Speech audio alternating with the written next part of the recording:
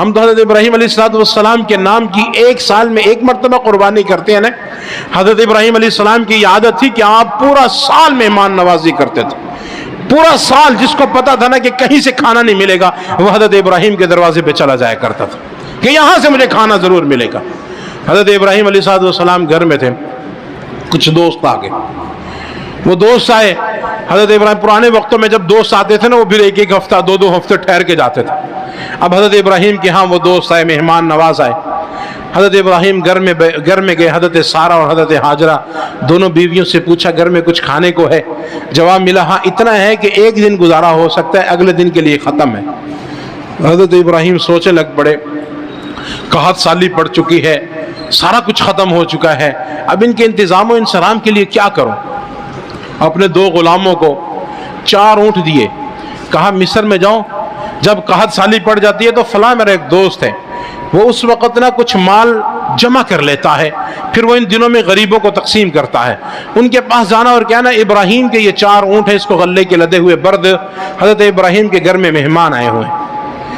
وہ 2 لوگ اٹھے 4 اونٹوں کو لے کر, جب مصر کے بازار میں پہنچے اس بندے کے پاس, اس سے کہا کہ ہمیں حضرت ابراہیم نے بھیجا ہے.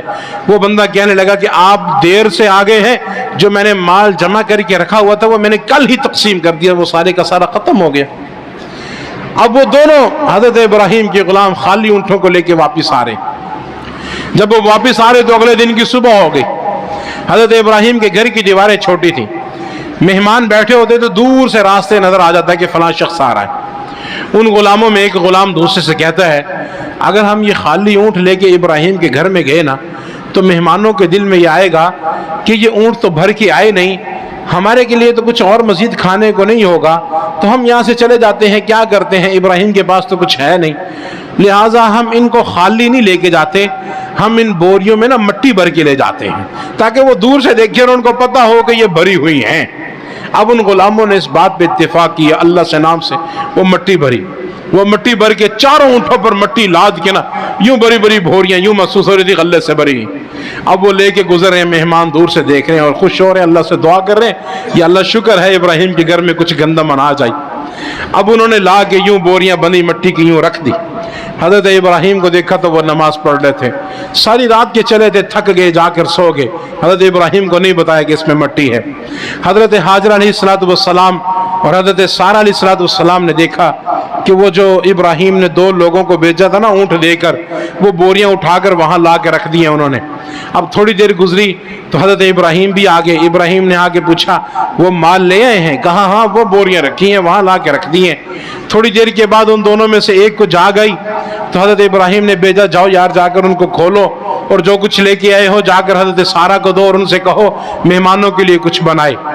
اب وہ غلام تھا, حضرت ابراہیم کو کیا کہتا, کوئی بات کرنے والا تھا کہ ابراہیم نے دیکھا نماز کا وقت ہو گیا, کہا جاؤ جا کر تم بوریاں کھول کے اس کی حضرت سارہ کو کچھ نکال کے دے دو. حضرت سارہ بوریاں کھولتے ہوئے غلام کو ساتھ لیا. وہ غلاموں نے اپنے ہاتھوں سے مٹی بھری ہے, لیکن جب حضرت سارہ نے ان بوریوں کو کھولا, اللہ کے حکم سے وہ ان 4 بوریوں میں گندم کی اناج بہترین قسم کا بیچ میں آ چکا تھا. ادھر حضرت ابراہیم نے سجدے میں سر کیا تو غیب سے آواز آئی, اے ابراہیم تو نے غلام بھیجے تھے اس نیت سے کہ میں مہمان نوازوں کی مہمان نوازی کروں گا, اللہ نے تیری مہمان نوازی والی ادا کو اتنا پسند کر لیا, اتنا پسند کر لیا, انہوں نے وہ مٹی بھری تھی, اللہ نے جنت سے اس میں اناج پیدا کر دیے ہیں. یہ بھی ابراہیم کی سنت ہے, یہ بھی ابراہیم کا طریقہ ہے. حضرت ابراہیم